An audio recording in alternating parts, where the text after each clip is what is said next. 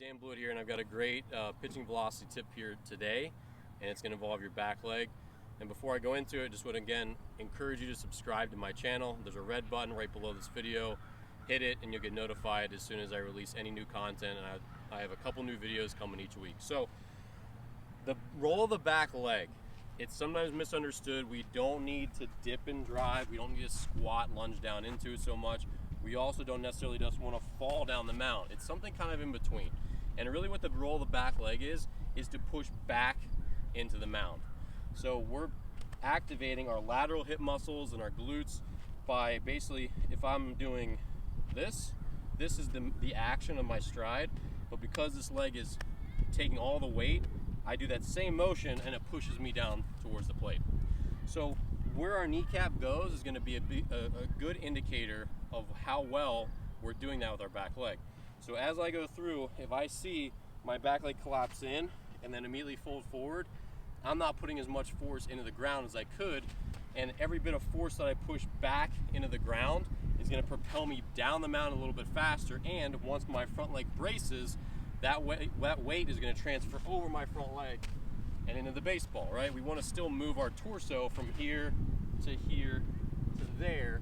The faster our torso moves, the faster our arm moves, our hand, and then the baseball, right? It's all a big whip. So what our back leg is supposed to do is push against the mound. Our cleats are dug in, we're pushing the mound away from us. By doing that, it pushes our body down the mound. So our knee, if we do this right, and I encourage you to jump on YouTube and grab a slow motion video of any high level pitcher, you know, a big leaguer, high level Division I player, whatever it is, you're gonna see a very common back leg, which is this. You see their back knee angled back. So they don't get stuck over it where they're like reaching out, but as they come down, their back leg starts to activate because they're pushing back into the mound, and that back leg is gonna move them down the mound before finally flipping over, okay? So if your back leg, if you take some video from the side, just like I'm taking right now, if you see your back knee collapse in too soon, meaning basically until about this point here, your back leg should still be pointing back. Once we start to get closer to our stride, our leg's gonna have to extend, because that's what our leg has to do to allow us to go 6 feet down the mound.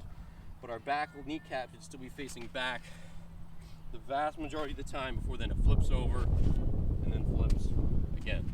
So assess your back leg, see where your kneecap is angled. It should be pushing back, and we should have this strong knee over toe kind of lower leg, which means that our lateral hips and our glutes are activated, which means we're pushing as much as we can to the mound, and that's pushing us farther down the mound and faster, which then again, when our front leg braces, transfers everything over top and helps add to our pitching velocity. Okay, it's a big chain. So try that at home, get some video of yourself, see where you're at, and then we'll have some other videos in the future about how to fix that, some of the drills that we do.